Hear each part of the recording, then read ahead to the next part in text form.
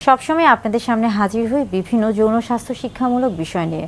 তারই ধারাবাহিকতায় আজকে হাজির হয়েছি নারীদের শরীরের কোন অংশে সবচেয়ে বেশি যৌন চাহিদা বা যৌন উত্তেজনা কিংবা যৌন অনুভূতি কাজ করে এই বিষয় নিয়ে কথা বলার জন্যে।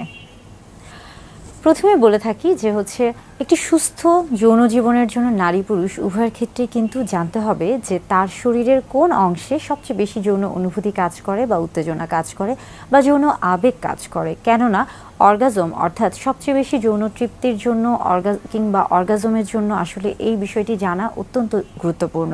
বিশেষ করে স্বামী স্ত্রী উভয়ের ক্ষেত্রে উভয়কে জানতে হবে এবং উভয়ের এই বিষয়গুলোকে গুরুত্ব দিতে হবে।